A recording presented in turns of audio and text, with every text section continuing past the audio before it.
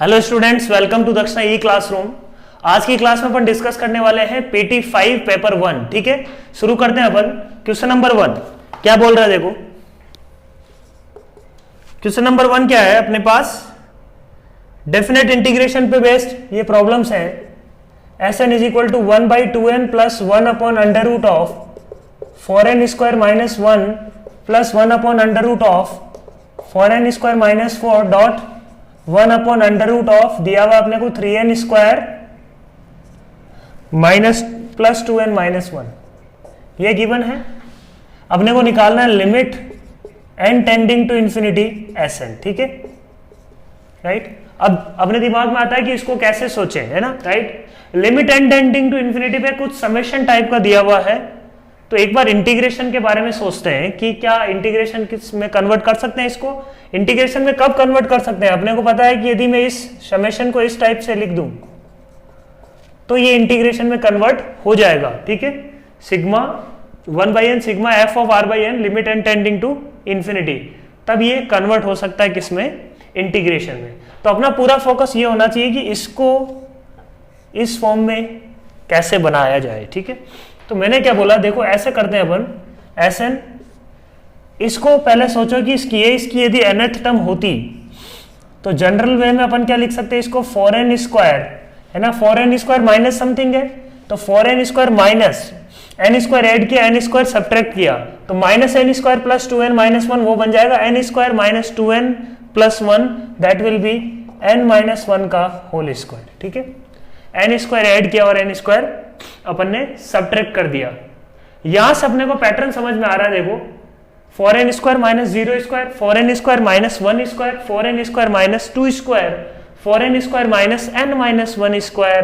तो मैंने क्या बोला, इसको मैं ऐसे लिख दूं क्या, sigma 1 upon under root of 4n square minus r square, r varies from r is equal to 0 to r is equal to n minus 1 तक। ठीक है, अब ये जो बना है ना, इसको क्या लिख सकते हैं, देखो n स्क्वायर कॉमन ले लेते हैं, तो 1/n sigma r is equal to 0 to n minus 1 1 upon under root of 4 minus r/n का होल स्क्वायर। अब देखो ये क्या है, फंक्शन ऑफ r/n, 1/n ले लिया कॉमन, 1/n कॉमन लेने के बाद f ऑफ r/n बन रहा है, मतलब ये इंटीग्रेशन में कन्वर्ट हो सकता है। तो अल्टीमेटली अपने को निकालना है Sn इज इक्वल टू, है ना, जो भी Sn limit n tending to infinity पे, यही निकालना है अपने को।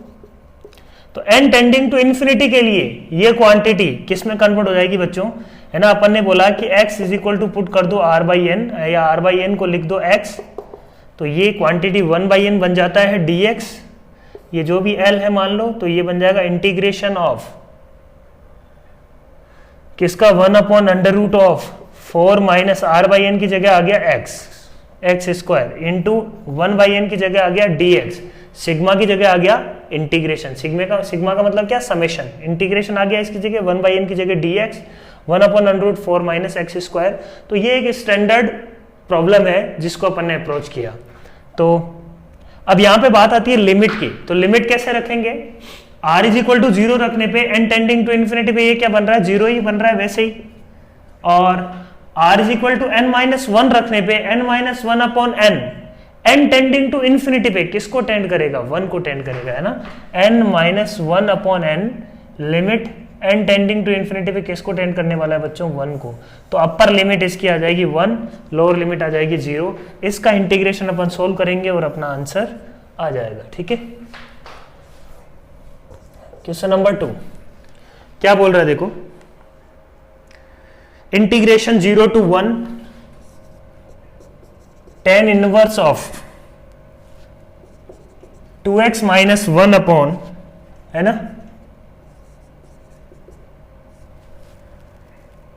1 plus x minus x square dx, इसका इंटीग्रेशन करना है अपने को। तो मैंने क्या बोला, इसका इंटीग्रेशन कैसे करता हूं, जब भी ऐसा tan इनवर्स के अंदर बड़ा सा एक्सप्रेशन है, एक बार ऐसा सोचो कि इसको क्या अपन ब्रेक कर सकते हैं, और ब्रेक करने का तरीका क्या है, जो डिनोमिनेटर में लिखा हुआ है उसको 1 प्लस या माइनस में बनाने की कोशिश करो। ठीक है, थॉट प्रोसेस क्लियर है? 0 to 1, तो मेरा थॉट प्रोसेस क्या है, बड़ा सा एक्सप्रेशन है ना, अपॉन में उसको 1 प्लस माइनस में लिखो। तो मैंने बोला कि इसको मैं ऐसे ही लिख लेता हूं, ये क्या है 1 plus x into 1 minus x. ठीक बात बोलो। अब ऊपर वाले को, ये यदि प्लस है तो ऊपर वाले को डिफरेंस की फॉर्म में लिखने की कोशिश करो। तो लिख सकते हैं अपन, बोलो x माइनस 1 माइनस एक्स, लिख सकते हैं क्या? 2x माइनस 1 बन गया। तो ये क्या बन रहा है, tan inverse x minus Y upon 1 plus X Y. क्या बन जाएगा बच्चों? है 0 to 1 में मुझे पता है x, 0 to 1 में मेरे को पता है कि tan inverse x minus Y का फॉर्मूला होता है tan inverse x minus tan inverse x minus Y upon 1 plus X Y when X Y is less than और इक्वल टू 1।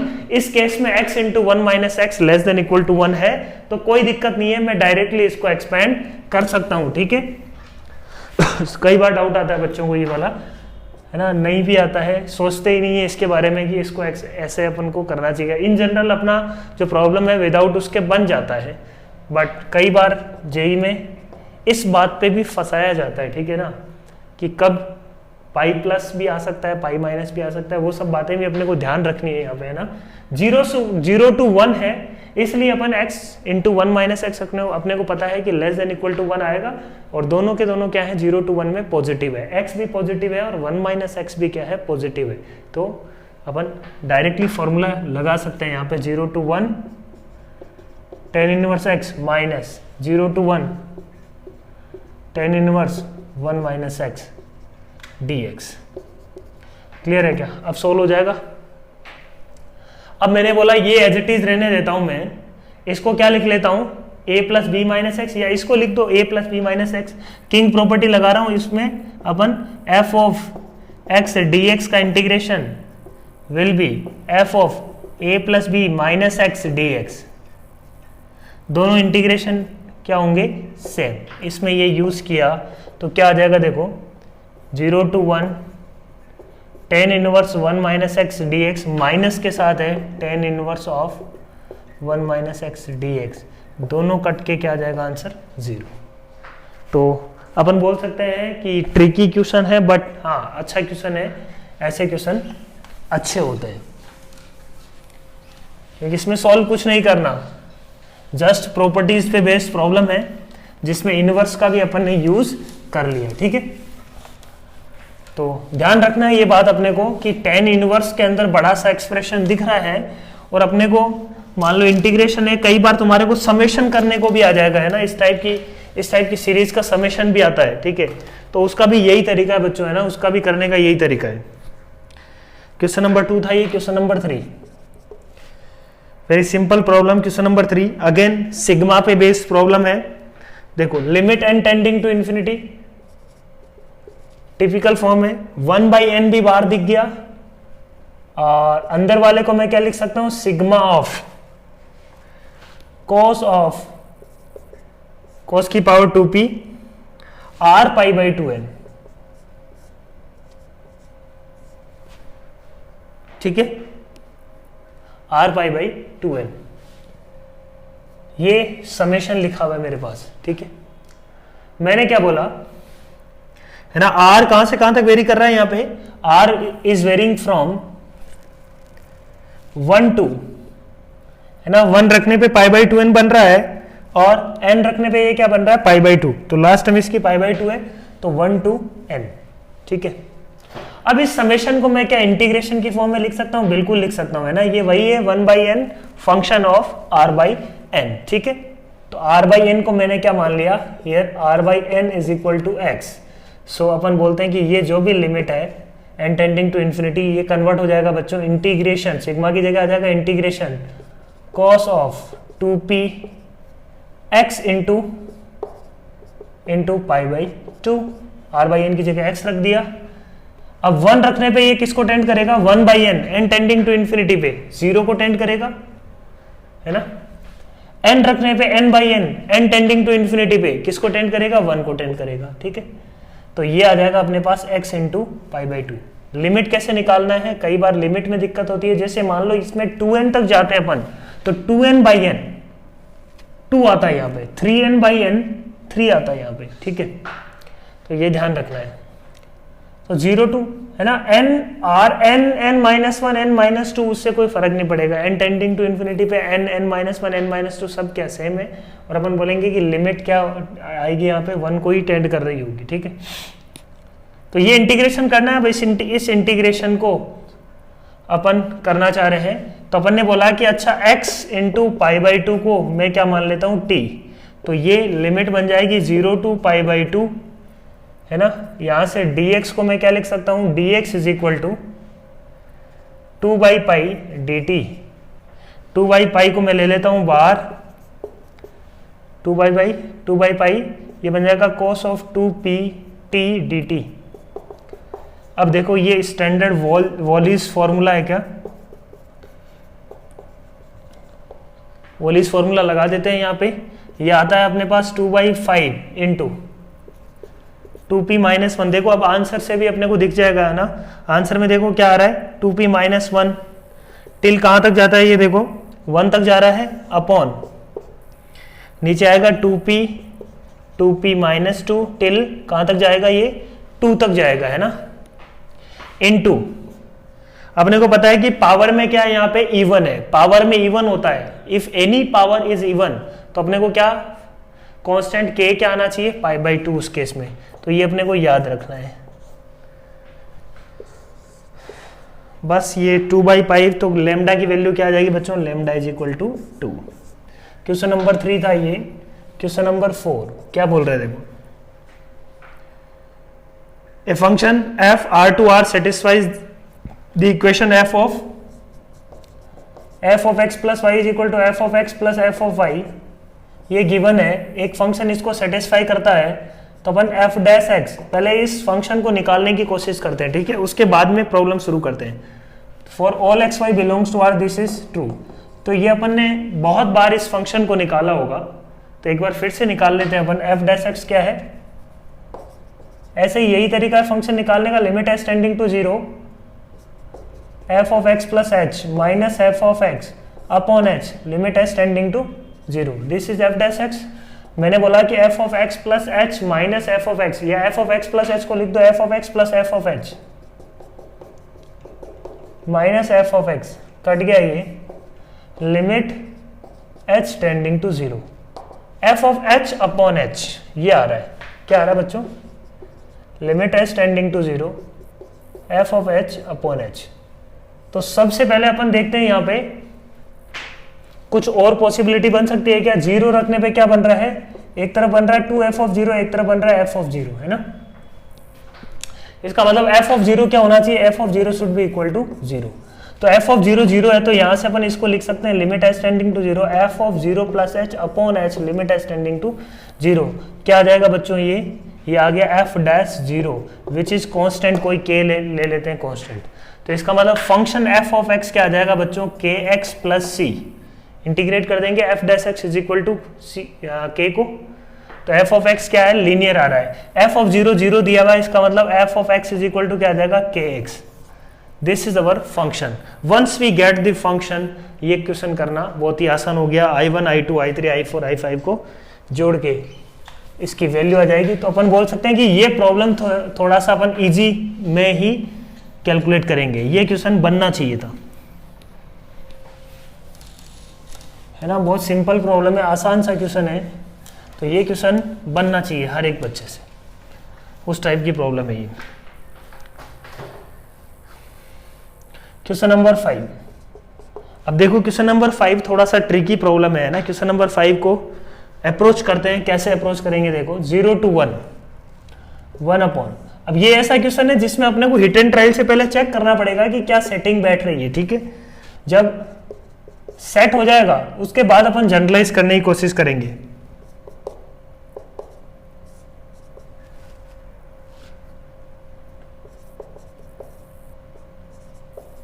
देखो अब देखो अपने को डायरेक्ट कोई मेथड नहीं है ना, इसको समझना कि क्वेश्चन को अपन ने कैसे सोचा, अप्रोच कैसे किया। डायरेक्टली यदि देखें तो इस क्वेश्चन को करने का अपने पास कोई तरीका नहीं समझ में आ रहा है ना। 1 अपॉन एक एक्सपोनेंशियल फंक्शन है वो भी अपॉन में है, क्वाड्रेटिक है वो भी अपॉन में, ये दोनों ऊपर होते तो अपन सोचते यार इसको करने का, है ना, उस केस में अपन करने का सोचते बिल्कुल, है ना, इसको डिफ्रेंशिएट करते जाते, इसको इंटीग्रेट करते जाते, बाई पार्ट से हो जाता है, ठीक है। बट यहाँ पे तो नहीं बनेगा ये, अभी तो 1 अपॉन में है, 1 अपॉन में इसका यदि इंटीग्रेशन करते जाएंगे तो भी इंटीग्रेशन इसका दिख थोड़ी रहा है अपने को, है ना, इसका डिफ्रेंशिएशन वो भी टिपिकल है, तो कुछ और होना चाहिए, ये समझ में आ रहा है यहाँ से, है ना। इस क्वेश्चन को देख के ये समझ में आ गया कि कुछ और होना चाहिए, कुछ अलग टाइप की अप्रोच होनी चाहिए। तो मैंने बोला कि प्रॉपर्टी से जाता हूं, तो एक बार मैंने a प्लस कुछ नई प्रॉपर्टी समझ में आ रही है तो a plus B minus X तो लगा ही दो, डेफिनेट इंटीग्रेशन का रूल है। यदि प्रॉपर्टी कुछ भी नहीं समझ में आ रही कि कौन सी प्रॉपर्टी लगाए, तो कम से कम उस प्रॉब्लम में ये प्रॉपर्टी तो जरूर लगा दो, है ना।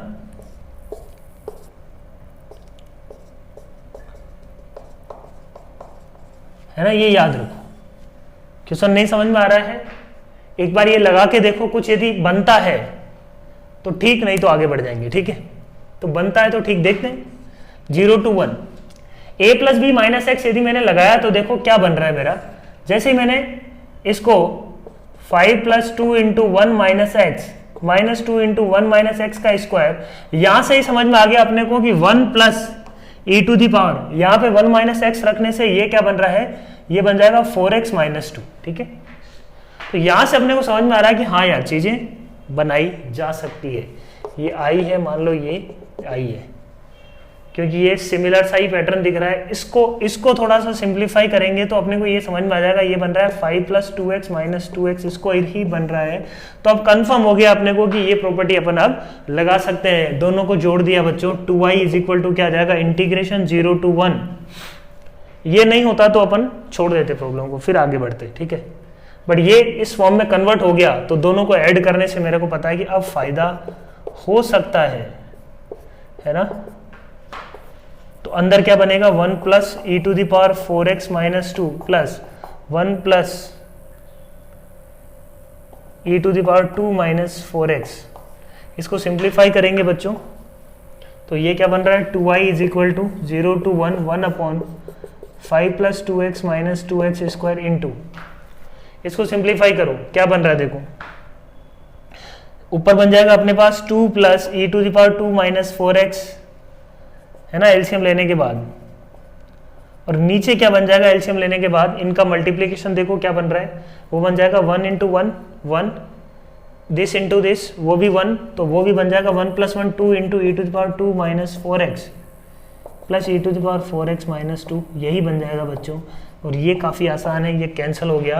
अब इसका इंटीग्रेशन अपन आराम से कर सकते हैं, इंटीग्रेट करो आंसर आ जाएगा। क्वेश्चन नंबर 6,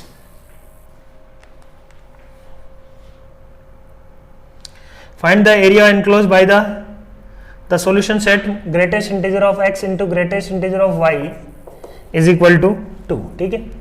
अब देखो ये जो प्रॉब्लम है, area enclosed by the curve formed by this, है ना।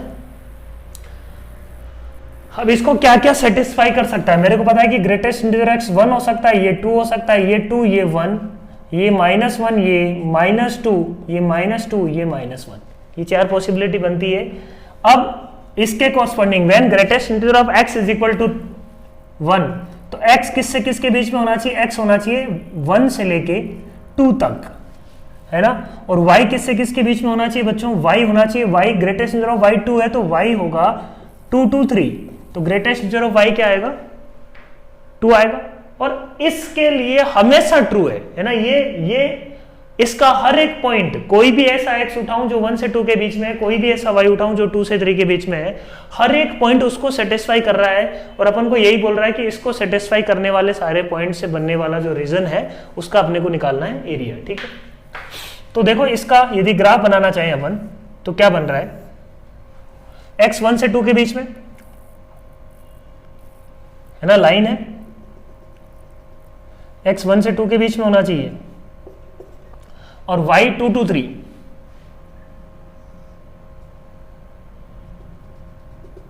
y 2 to 3, ये एरिया आ रहा है, इन दोनों का कॉमन मतलब ये एरिया, ठीक है। अब x223 होगा, y122 होगा, y122 का मतलब ये वाला और x223 का मतलब ये वाला,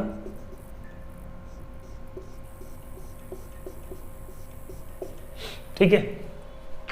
सही है क्या बात, बोलो सही है।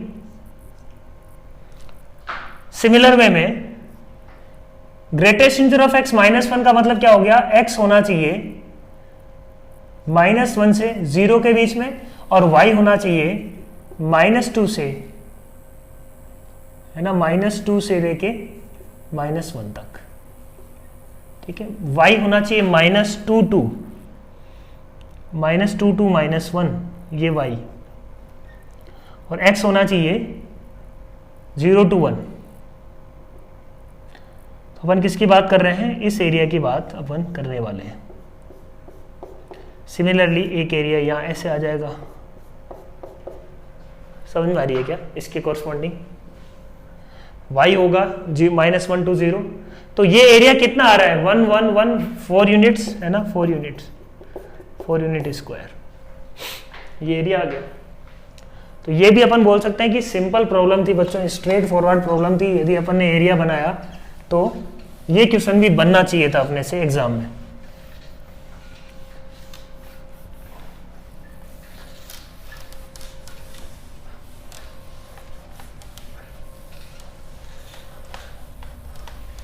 नहीं, ये स्टैंडर्ड प्रॉब्लम्स।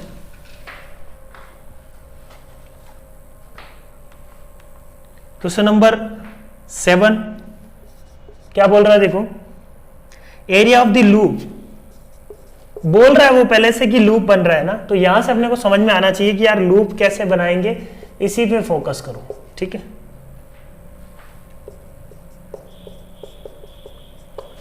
इसका लूप कैसे बनने वाला है, इसी पे फोकस करते हैं। तो देखो, मैं यदि बोलता हूं y की जगह -y रखूं, if I replace y by -y, कुछ नहीं चेंज हो रहा है ना, इक्वेशन में कोई चेंज नहीं है, कोई बदलाव नहीं है, इक्वेशन रिमेन्स है।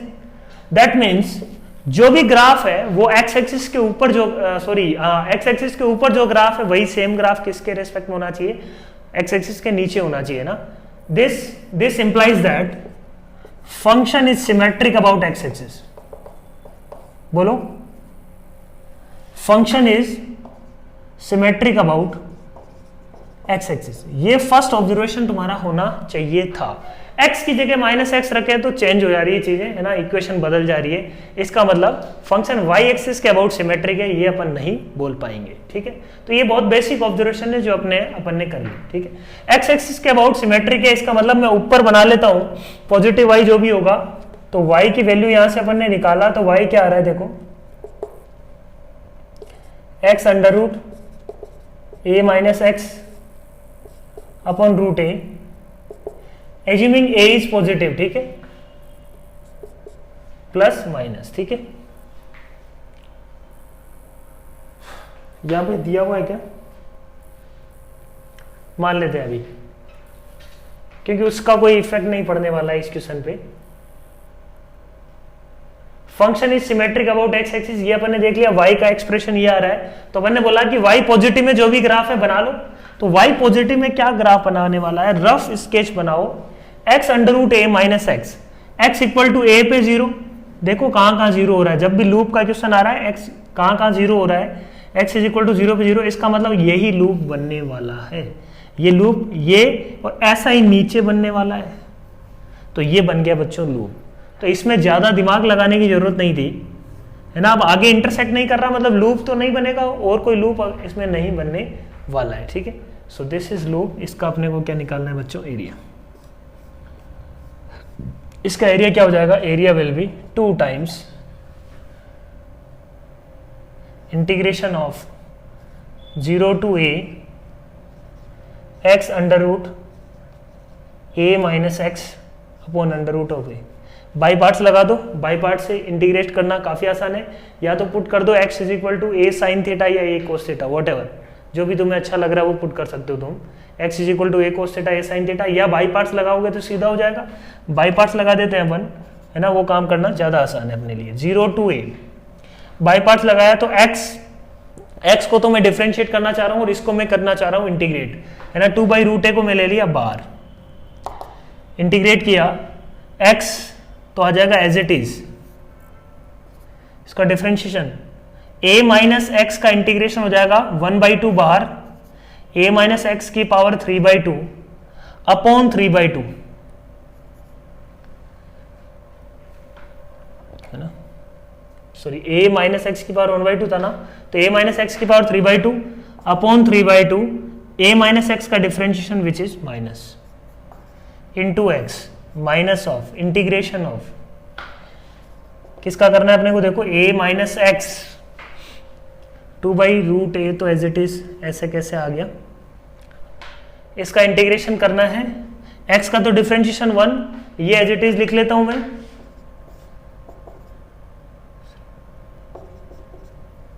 ठीक है, 2 इंटू ए माइनस एक्स की power 3/2 upon -3 integration from 0 to a dx, ठीक है।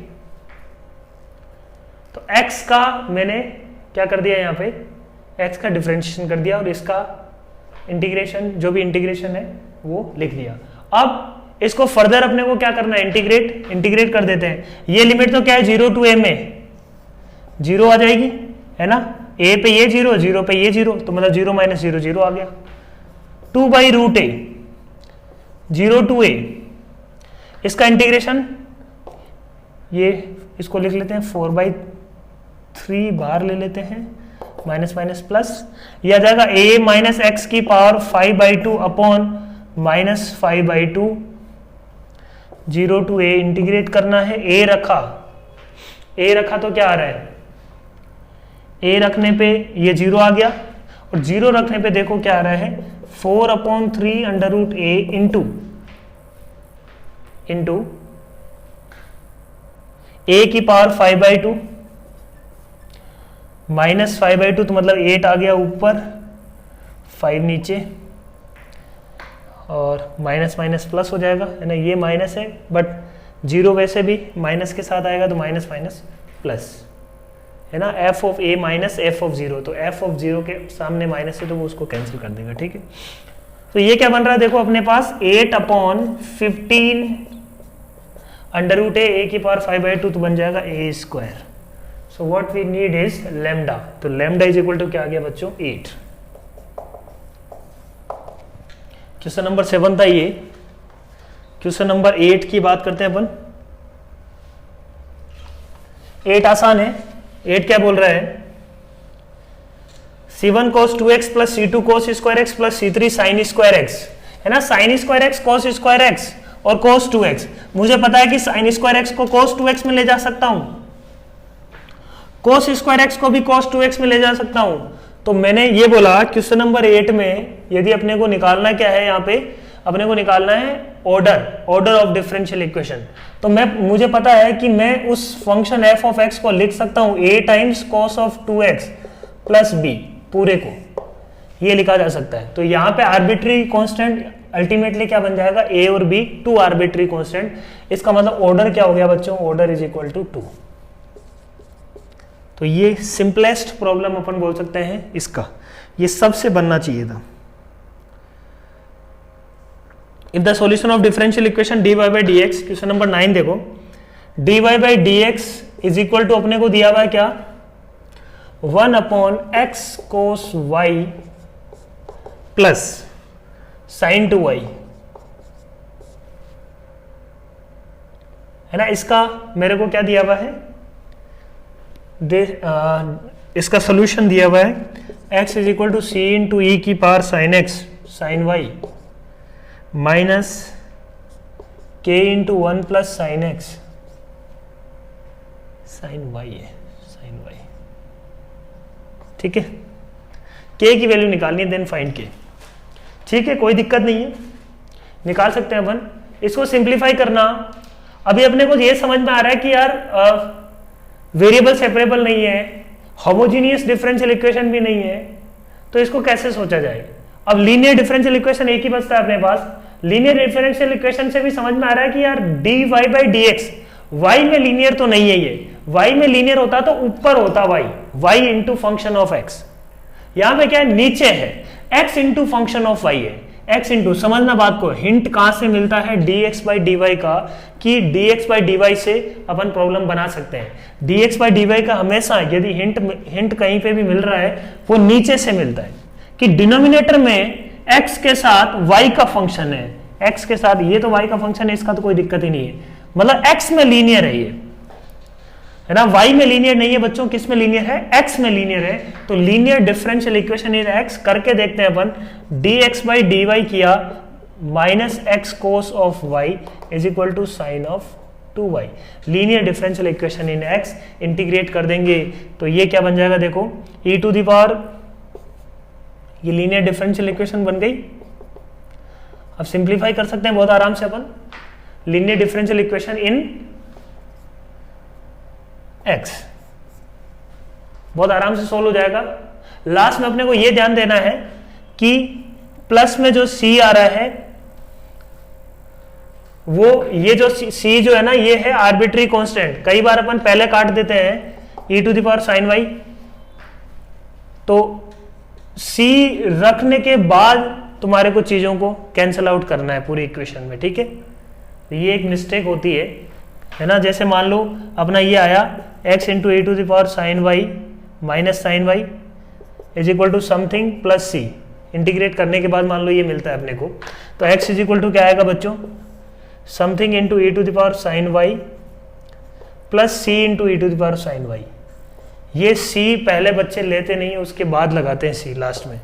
c जैसे इंटीग्रेट कर दिया c लिख दो, इसके बाद ये आएगा, तो ये वाला c वहां से आ रहा है, ठीक है बच्चों। Question number 9। क्वेश्चन नंबर 10 क्या बोल रहा है, the degree of the differential equation satisfying this is. तो इसकी डिग्री निकालना है, तो अपने को यह देखना है कि इसकी डिफरेंशियल इक्वेशन बनाने के बाद जो dy बाई डी एक्स या y डबल डैश जो भी प्रेजेंट है वो सब पॉलिनोमियल फॉर्म में प्रेजेंट होना चाहिए, ठीक है। बस वो यदि पॉलिनोमियल फॉर्म में प्रेजेंट नहीं है तो उनको पॉलिनोमियल फॉर्म में लेके आना पड़ेगा ना। All the derivatives must be present in the polynomial form, ठीक है। तो सिंपल सी प्रॉब्लम है ये। तो मैंने क्या बोला, minus 2x upon under root of, दोनों तरफ डिफरेंशिएट कर दो with respect to x।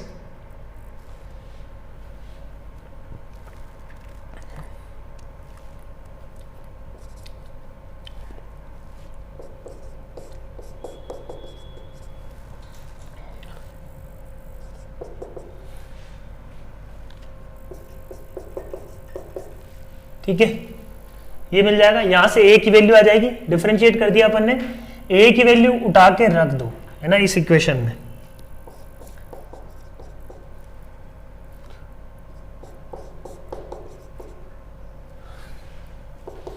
a की वैल्यू ये रख दो, minus x upon under root 1 minus x square minus Y upon under root 1 minus y square, ठीक है।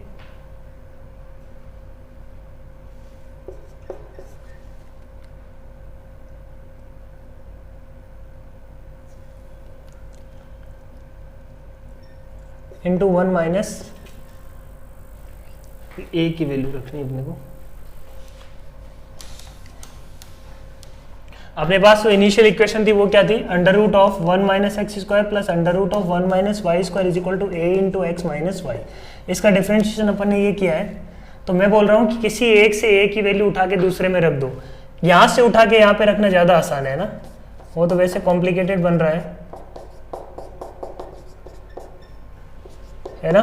यहाँ से मैं उठा रहा हूँ, ए की वैल्यू वहाँ रख रहा हूँ, क्योंकि इसमें कोई डिफरेंशियल कोफिशिएंट भी प्रेजेंट नहीं है ना।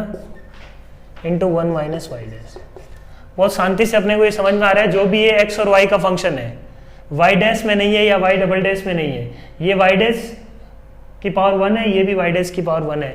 यहाँ पे कोई वाई डैश करना पड़ता तो फिर डिग्री चेंज होती है ना। तो डिग्री क्या बन रही है, डिग्री वाई डैश की पावर 1, वाई डैश की पावर 1। तो सब जगह ये डिफरेंशियल इक्वेशन बन गई। इसकी कोई डिग्री पूछता है तो क्या है, degree is 1, order is 1, degree is also 1, ठीक है। ये था question number 10। 11 A and B are two separate reservoir of water. Capacity of reservoir A is double the capacity of reservoir B. ठीक है, उसके बाद क्या बोल रहा है, both the reservoirs are filled completely with water. ना वाटर फुल है उन दोनों में, मतलब फुल कैपेसिटी है, तो इनिशियली जो वाटर का लेवल होगा वो मैं मान लेता हूं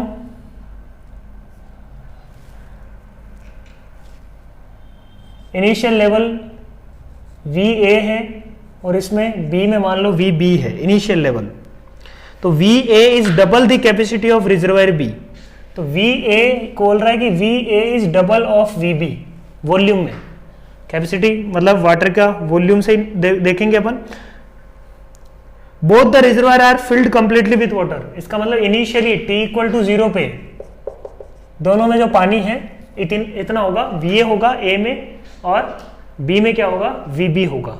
ठीक है, दो VA में डबल होगा। Their inlets are closed and then water is released simultaneously from both the reservoirs. The rate of flow of water out of each reservoir at any instant of time is proportional to the quantity of water in the reservoir at that time. ये बोल रहा है कि rate जो होनी, rate मैं DVA के लिए बात करता हूं, पहले A के लिए रिजर्वायर DVA, इसको कुछ V नाम दे देता हूं, है ना, DVA/dt है ना। ये एक तरीके से क्या कर रहा है, वॉल्यूम डिक्रीज कर रहा है। DV/dt क्या कर रहा है बच्चों, यहाँ पे रेट क्या है, डिक्रीज है। DV/dt किस पे डिपेंड कर रहा है, वॉल्यूम पे डिपेंड कर रहा है, volume left in the water tank. ठीक है, तो DVA/dt rate of change of volume with respect to time, तो वॉल्यूम क्या कर रहा है, कम हो रहा है ना। जैसे जैसे अपन T बढ़ा रहे हैं तो वॉल्यूम जो बच रहा है कंटेनर में वो क्या हो रहा है बच्चों, कम हो रहा है। तो वॉल्यूम डिक्रीज कर रहा है, तो अपन ये बोल सकते हैं कि DV/dt जो भी रेट है वो नेगेटिव आनी चाहिए। ठीक है ना, प्रोपोर्शनल किसके है, water present in the reservoir. तो मैंने बोला कि इसको अपन लिख सकते हैं -K इंटू इनिशियल, प्रोपोर्शनल है तो कुछ प्रोपोर्शनली कांस्टेंट ले लिया मैंने K1, DVA/dt is equal to -K1 into VA। ठीक है, वॉल्यूम लेफ्ट है लेट से VA, तो DVA जो भी बचा है जो वॉल्यूम इस रेट से बदल रहा है, तो डिक्रीज कर रहा है, इसलिए मैंने माइनस लिया। उससे कोई फर्क नहीं पड़ेगा, सीधा K लेके भी तुम कर सकते हो, कोई दिक्कत नहीं है उससे। ठीक है, इसको इंटीग्रेट करेंगे और डिफरेंशियल इक्वेशन बनाई हुई है, इंटीग्रेट करेंगे तो ये हो जाएगा ln VA is equal to -K1 into T। तो VA इज इक्वल टू आ जाएगा -e⁻−K1t। ठीक है, अच्छा प्लस C भी आएगा, अब यहां से C यदि निकालने की कोशिश करेंगे तो e⁻C को अपन क्या लिख सकते हैं, t=0 पे ये क्या है, t=0 पे e⁻C को मैं नया C' लिख लेता हूं, तो VA इज इक्वल टू क्या आ रहा है, C' इंटू e⁻−K1t।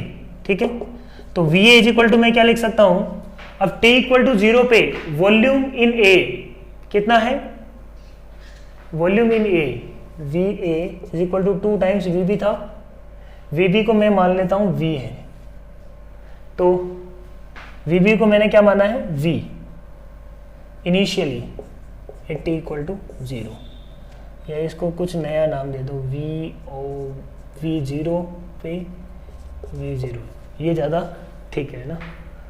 तो VOA मतलब 0 है, 0 पे t=0 पे, तो t=0 पे ये हो जाएगा VOA into e⁻−K1t। Similar way में दूसरे के लिए d of VB/dt is equal to होगा -K2 इंटू VB। इसको सिंप्लीफाई करेंगे तो ये भी यही बन जाएगा, VB at any instant will be equal to VOB into e⁻−K2t। ठीक है, VOA और VOB में जो भी रिलेशन है वो रख देते हैं पहले से ही, वी ओ बी को मैं कुछ लेमडा मान लेता हूँ ना, या वी ही मान लेता हूँ, ज़्यादा बेटर है। इसको मैंने मान लिया वी है, तो मुझे पता है कि ये कितना होगा 2v, ठीक है ना। थोड़ा कैलकुलेशन करने में अपने को आसानी होगी। वो v है तो ये क्या है, इनिशियल वॉल्यूम है यहाँ पे। ये क्या है, इनिशियल वॉल्यूम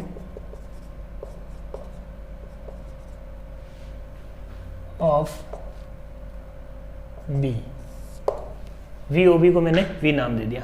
अब अपने को क्या चाहिए देखते हैं आगे क्या बोल रहा है।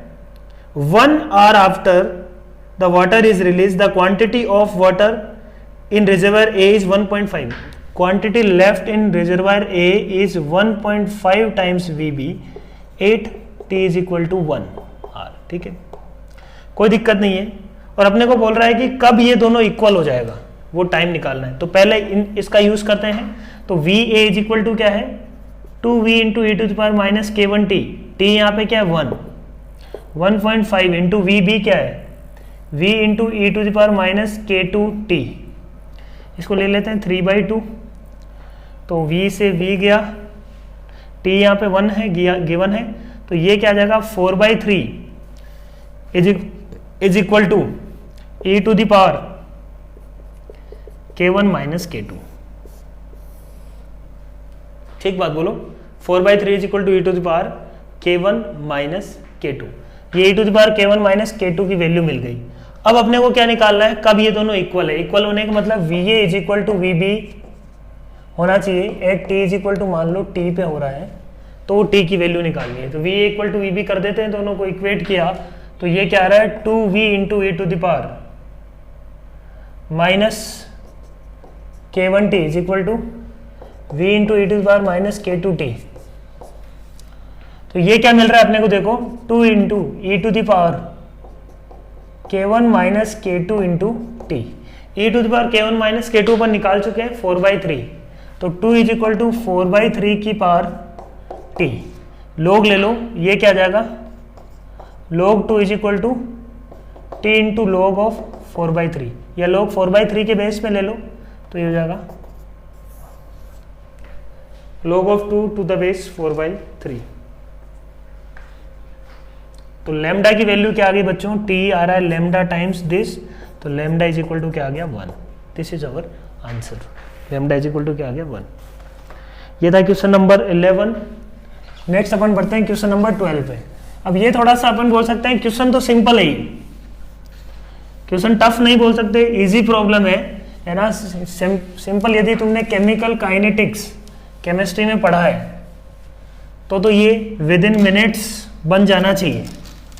फर्स्ट ऑर्डर रिएक्शन है, ठीक है, तो directly VB into e to the power minus KT वो एज्यूम करने के लिए अपने को सोचने की जरूरत नहीं पड़ेगी ना, सीधे सीधे अपन बोल सकते हैं कि e to the power KT e to the power K2T इस पे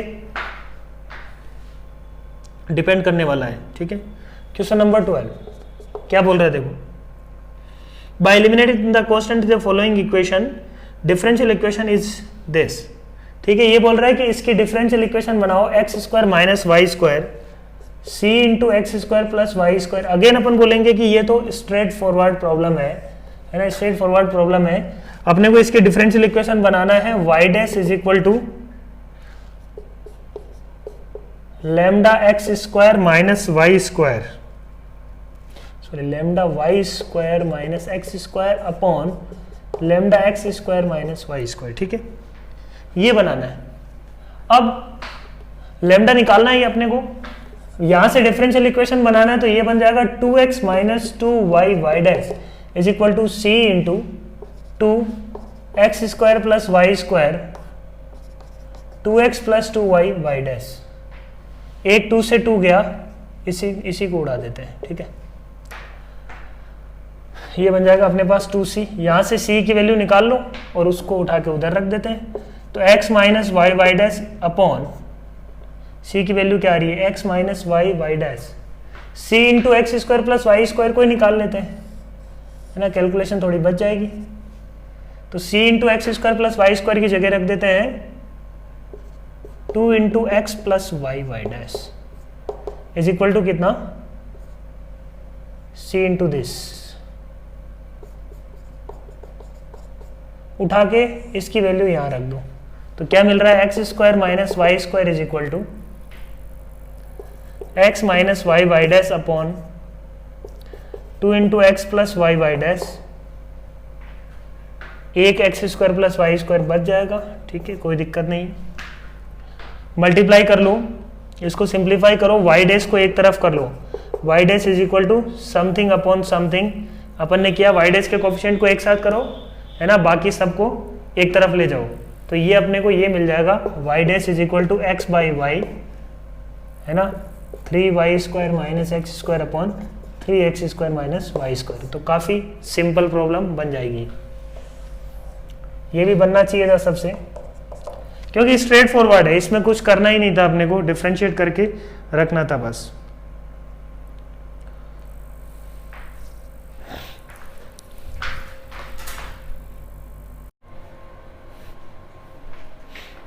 नेक्स्ट क्वेश्चन करते हैं अपन, क्वेश्चन नंबर 13, ठीक है, क्या बोल रहा है देखो, question number 13,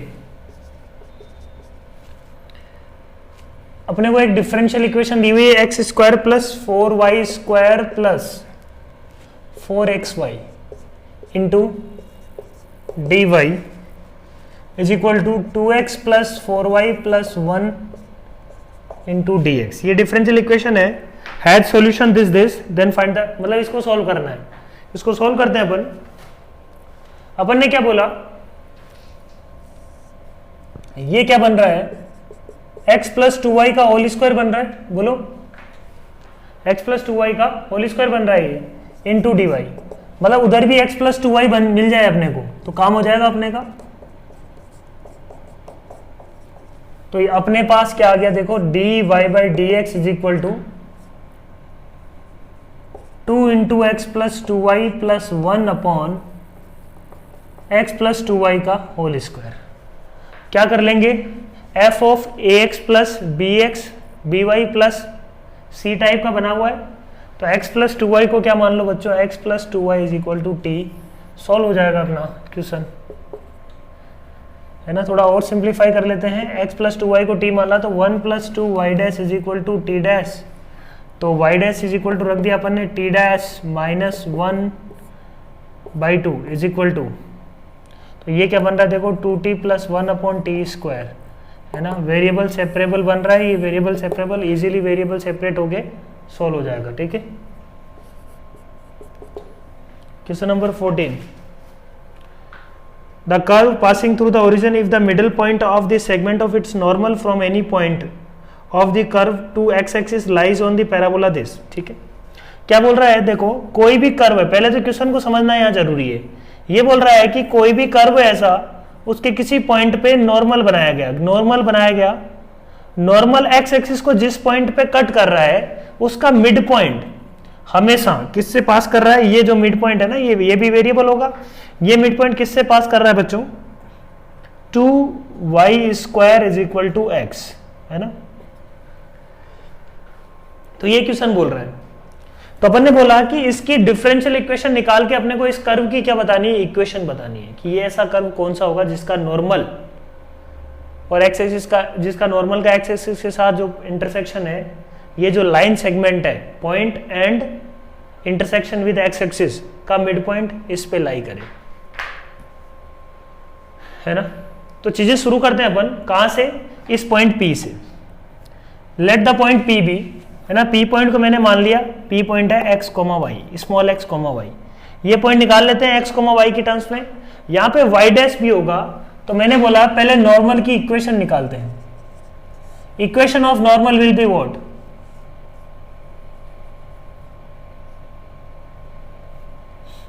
y minus small y is equal to m, यहाँ पे क्या है -1 upon y dash into x minus x. Capital x में किसको बोल रहा हूं, कैपिटल एक्स बोल रहा हूं लाइन के ऊपर कोई भी जनरल पॉइंट है, capital x comma capital y, ठीक है। ये पॉइंट एक्स कॉमा वाई ये वाला है, और ये जो वाई डैश है उस पॉइंट का डिफरेंशिएशन है उस पॉइंट पे, ये नॉर्मल की इक्वेशन होती है। नॉर्मल की इक्वेशन निकाल ली अपन ने, अपने को ये पॉइंट ऑफ इंटरसेक्शन निकालना है एक्स एक्सिस के साथ, मतलब वाई को 0 रख देंगे, यहाँ पे वाई को 0 रखा तो ये क्या आ जाएगा बच्चों, y y dash is equal to capital x minus x, capital X will be X plus y y dash. मतलब ये पॉइंट मिल गया अपने को, ये पॉइंट आ गया x plus y y dash comma 0। अब इन दोनों का मिड पॉइंट निकाल सकते हैं अपन। तो मैंने बोला mid point will be what, x plus y y dash plus x divided by 2 comma, है ना, ये मिड पॉइंट निकाल रहा हूं मैं, और ये तो 0 है, ये y है, तो ये हो जाएगा y बाई 2।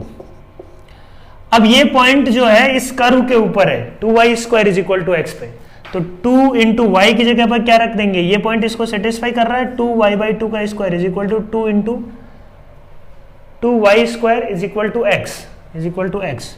एक्स यहाँ पे क्या है, x plus 2x plus y y dash divided by 2, ठीक है, सही है बात।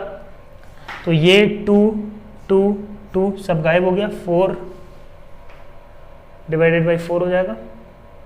तो वाई स्क्वायर अपने पास क्या मिलने वाला है, देखो बच्चों, y y dash minus y square, है ना, Y y dash minus y square is equal to minus of 2x। Y square को टी लेते ही सोल्व हो जाएगा ये प्रॉब्लम। वाई स्क्वायर के मैंने माना टी, तो ये लीनियर डिफरेंशियल इक्वेशन बन गई। अब प्रॉब्लम सोल्व हो जाएगी, ये बन जाएगा अपने पास वाई स्क्वायर को टी लेते ही, या भाई इसको वाई स्क्वायर बाई टी, 2 को टी ले लो, है ना। तो देखो 2 वाई वाई डैश, तो y y dash is equal to t dash, तो ये बन जाएगा अपने पास y y dash is equal to t dash minus y square क्या है 2t is equal to minus 2x। Linear differential equation बन रही है, क्या बोलो, सॉल्व कर लेंगे लीनियर डिफरेंशियल इक्वेशन को और t की वैल्यू रख देंगे वाई स्क्वायर बाई 2, सिंप्लीफाई हो जाएगा।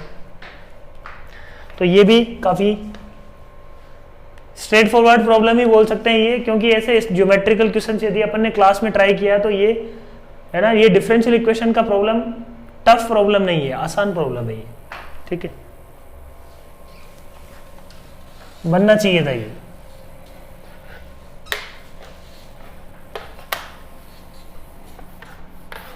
हल्का सा मतलब इक्वेशन वगैरह लिखने की जरूरत पड़ती, बट बनना चाहिए था। क्वेश्चन नंबर ये था 15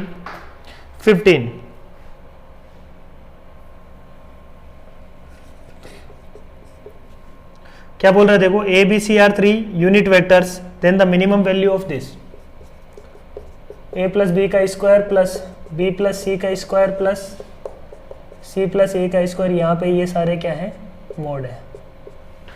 तो मैंने बोला पहले तो इसको सिंप्लीफाई करते हैं, इसका अपने को क्या निकालना है बच्चों, मिनिमम वैल्यू। और यहाँ पे अपने को दिया हुआ है ए बी सी क्या है, यूनिट वेक्टर्स, तो कैप ले लेता हूँ, ए कैप बी कैप सब यूनिट वेक्टर्स है। एंगल वेरी किस तरीके से अपन करवाएं कि मिनिमम वैल्यू आए, ठीक है। तो देखो अपन क्या बोलते हैं, इन सबका समेशन यदि निकालें अपन तो क्या मिलेगा, a square plus b square plus 2a dot b square plus c square plus 2b dot c square plus a square plus 2c dot a. तो बनने वाला है अपने पास 6 plus 2 times sigma a dot b, ये बनने वाला है ये एक्सप्रेशन, है ना। इसके मोड को मैं मान लेता हूं लेट से टी, ये बनने वाला है। तो सिग्मा ए डॉट बी का अपने को क्या निकालना है बच्चों, minimum value. Sigma a dot B का मिनिमम वैल्यू निकल जाएगा, तो ये एक्सप्रेशन का मिनिमम वैल्यू। अब सिग्मा ए डॉट बी का मिनिमम वैल्यू निकालने के लिए मैंने इस बात का यूज किया कि a cap plus b cap plus c cap का मोड का स्क्वायर क्या होना चाहिए, वो होगा a square plus b square plus c square, मतलब 3 plus 2 times sigma a dot b. अपने को पता है कि ये पॉजिटिव होगा, तो ये क्वांटिटी भी पॉजिटिव होगी, तो अपन बोल सकते हैं कि ये क्वांटिटी भी पॉजिटिव होगी। इसका मतलब सिग्मा ए डॉट बी यहां से अपन क्या बोल सकते हैं, ग्रेटर देन इक्वल टू -3/2, -3/2 से बड़ा होगा, ठीक है, हमेशा। और -3/2 अपन बोल सकते हैं कि अचीव करेगा कि नहीं, बिल्कुल करेगा -3/2 achieve. Sigma a dot be when ए और बी के बीच में ये वेक्टर्स मान लो ऐसे हो गए, 120 का एंगल बन गया, तो sigma a dot B -3/2 achieve कर लेगा, ठीक है, क्योंकि उस केस में mode A mode B cos of theta cos of 120 हो जाएगा -12, तो -3/2 अचीवेबल है एंड ये इससे हमेशा बड़ा होगा, तो ये क्या आ जाएगी इसकी मिनिमम वैल्यू।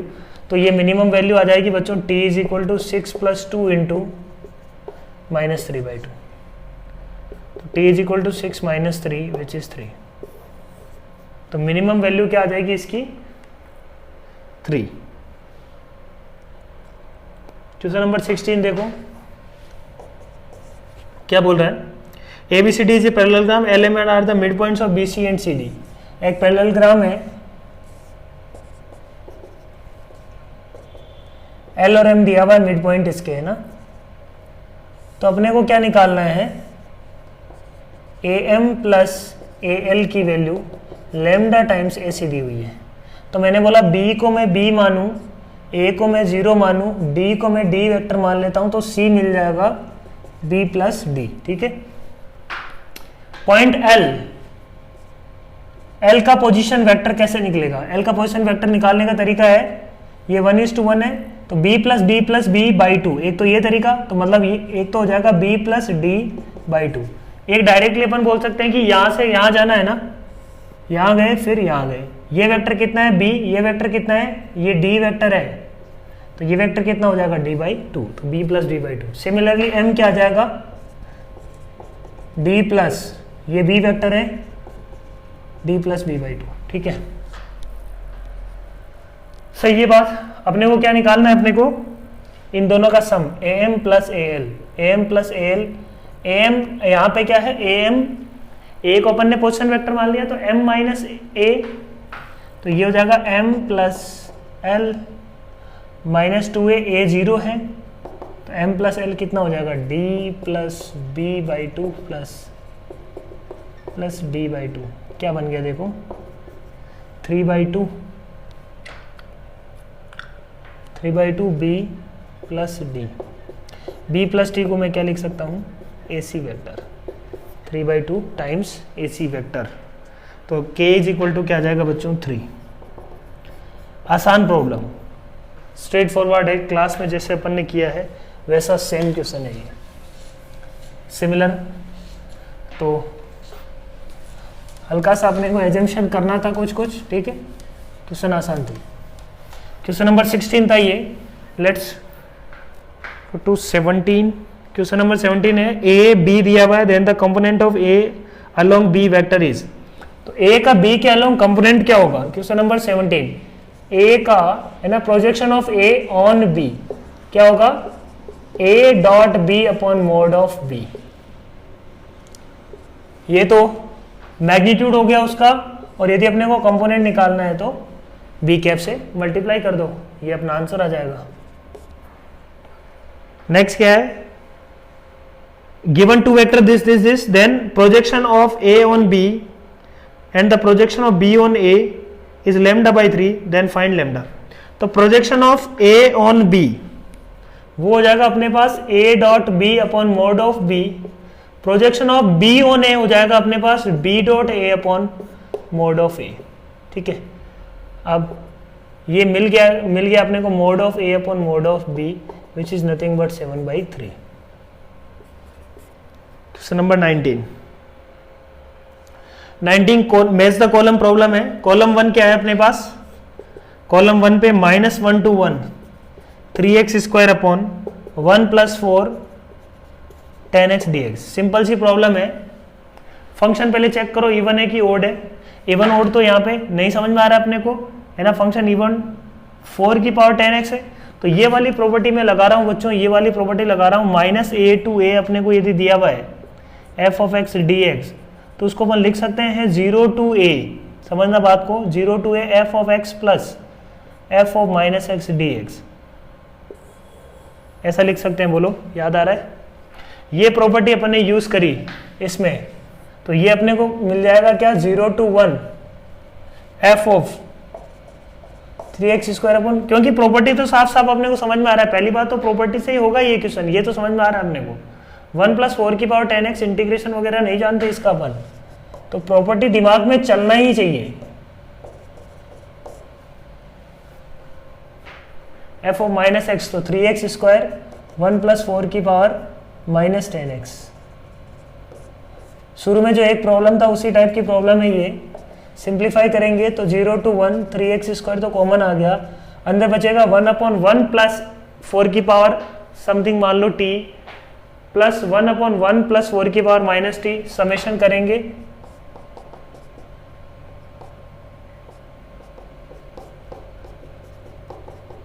t 10 थीटा मान लो, सिंप्लीफाई किया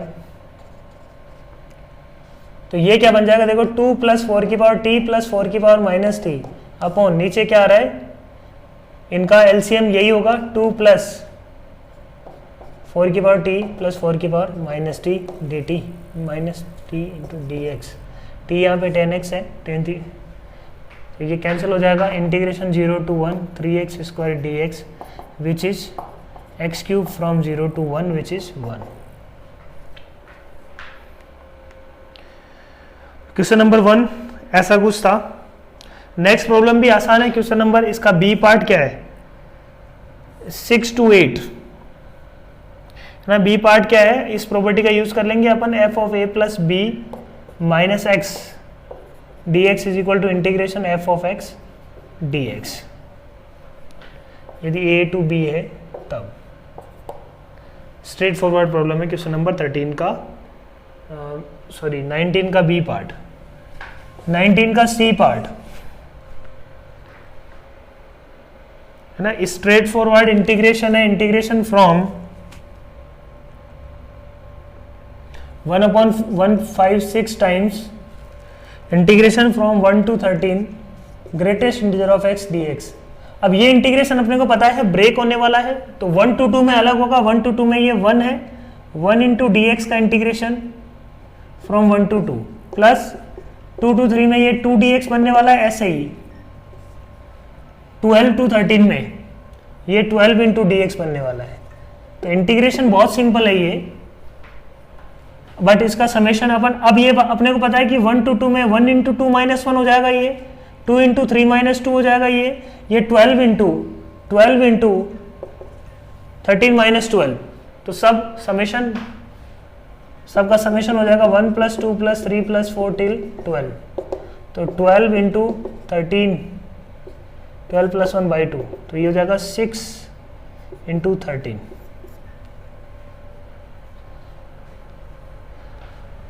तो 13 × 6/156 था, ये 1/156 था, ये इसको डिवाइड लास्ट में कर देते हैं अपन, क्या आ रहा है देखो आंसर,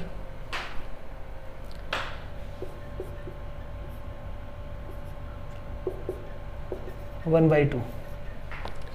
ये था अपने पास सी, तो इजी प्रॉब्लम था ये भी, option D.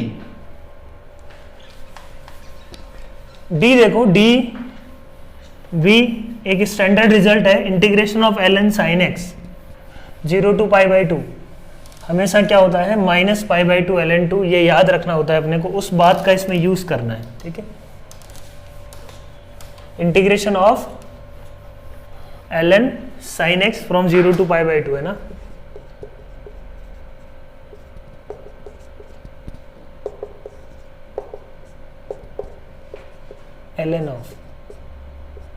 ln of sin x dx, ln of cos x dx, सबका इंटीग्रेशन होता है -π/2 ln of 2। इस बात का इस प्रॉब्लम में यूज करना है, देखो डी ऑप्शन क्या बोल रहा है, 1/π ln of 2 integration ln of sin 2x into dx करते हैं। इंटीग्रेशन करना है π/2 to 0, ठीक है। तो पहले तो माइनस लगा के इसको 0 to π/2 कर देते हैं, ठीक है, कोई दिक्कत नहीं है। अब मैंने क्या बोला, अभी तो स्टैंडर्ड फॉर्म में नहीं है ये, तो 2x को मैं t मान लेता हूँ, 2x = t, तो dx = dt/2 है ना, तो ये बन जाएगा 0 to 0 to pi ln of sine T dt by 2 है ना, 2 पाई 2 बाहर ले लेता हूं, ठीक है, कोई दिक्कत नहीं है। नेक्स्ट, अब ln साइन टी dt तो बन गया, बट ये 0 to पाई बन गया, है ना, गड़बड़ अब भी है। तो अब अपन किंग प्रॉपर्टी लगाते हैं इसमें, -1/2 पाई ln 2 0 to pi by 2,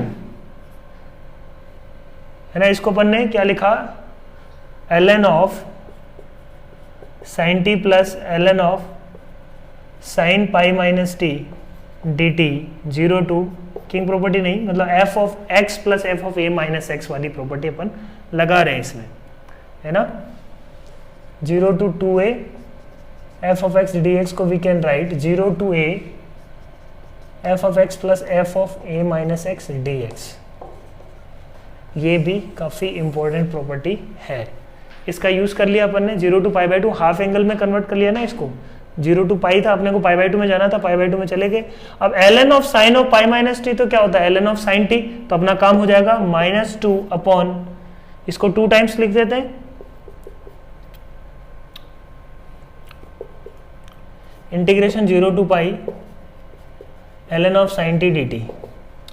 ln of sine T D T का इंटीग्रेशन 0 to पाई बाई 2 होता है माइनस पाई बाई 2 ln 2, तो -2/2 into minus pi by 2 ln 2, ये क्या है, पाई ln 2, पाई ln 2 से ये गया, 2 से 2 गया, माइनस से माइनस गया, 1/2। तो आंसर क्या रहा है इसका, 1/2। क्लियर है पॉइंट। तो ये कुछ प्रॉब्लम्स थी अपने पास। क्वेश्चन नंबर 20 देखते हैं अपन।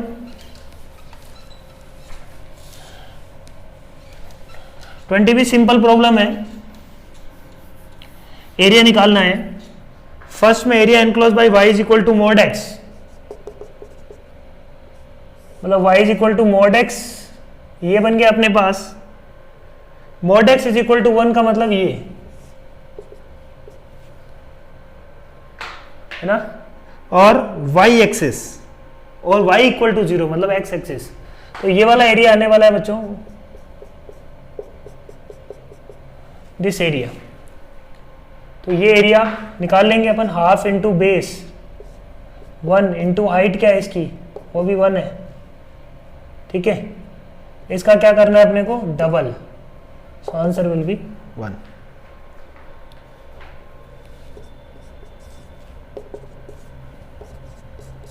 यही है। बी पार्ट क्या है, area enclosed bye curve y equal to sine x 0 and pi, x equal to 0 and pi तक। तो ये एरिया कितना होगा, है ना, 2।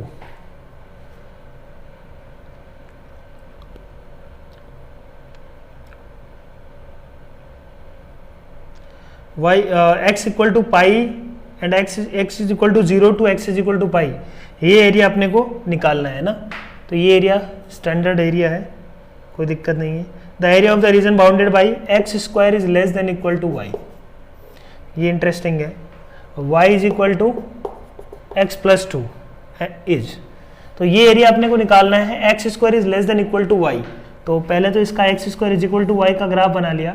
X square is less than equal to Y का मतलब अपन किस रीजन की बात कर रहे हैं, देखो कोई एक पॉइंट उठा लो, इस वाले रीजन का पॉइंट उठाएंगे तो 0 to 0 1 रखेंगे, तो 0 1 रख के देखो ये किसको फॉलो कर रहा है, या तो इसके नीचे होगा या इसके बीच वाला पार्ट होगा। तो 0 1 रखा अपन ने, क्या सेटिस्फाई कर रहा है क्या, x की जगह 0 रखा, y की जगह 1 रखा, इसके मतलब ये यही पार्ट की अपन बात कर रहे हैं, ठीक है, इसी के पार्ट की बात कर रहे हैं। अब अपन बात करते हैं कि अच्छा किसके साथ इंटरसेक्शन लेना है इसका, y is equal to x plus 2 के साथ। तो y is equal to x plus 2, ये लाइन हो गई, ये एरिया निकालना है। तो integration x plus 2 minus y equal to x square from, ये पॉइंट ऑफ इंटरसेक्शन निकाल लेंगे अपन, है ना, ये पॉइंट ऑफ इंटरसेक्शन निकालेंगे, x square minus x minus 2 equal to 0, point of intersection will be 2 and -1। तो integration from -1 to 2 into dx, ठीक है। डी आसान है, डी में अपने को एक एलिप्स दिया हुआ है, इस एलिप्स के में कोई टेंजेंट बनाई गई, वो टेंजेंट जितना एरिया बना रही है ना, तो मैं बोल रहा हूँ कि इस एक का एरिया निकाल के क्या कर लेंगे इंटू 4। इस एक का एरिया निकालने के लिए अपने को ये टेंजेंट की इक्वेशन चाहिए। ये टेंजेंट की इक्वेशन अपन एलिप्स में देख चुके हैं कैसे निकालते हैं टेंजेंट की इक्वेशन, है ना। पहले तो लेटस रेक्टम पॉइंट निकालना पड़ेगा, तो एक्स स्क्वायर अपॉन अपने को दिया हुआ है x square upon 9 plus y square upon 5 is equal to 1। तो इसका पहले लेटस रेक्टम निकालते हैं। लेटस रेक्टम पॉइंट क्या होता है, a comma b square upon a. E निकालना पड़ेगा, उसके लिए e will be what, e square is equal to 1 minus, या e directly under root of 1 minus b square upon a square 5/9। याद रखने के लिए अपन हमेशा याद रखते हैं 1 माइनस स्मॉलर अपॉन लार्जर। तो हो जाएगा under root of 4/5 which is 2 under root of 4/9 which is 2/3। तो ई आ गया, मतलब ये पॉइंट आ गया अपने पास 3 इंटू, तो ये पॉइंट आ गया 2 coma b square upon A. B square is what, B square का मतलब हो गया 5 अपॉन ए, तो ये 5/3 हो गया।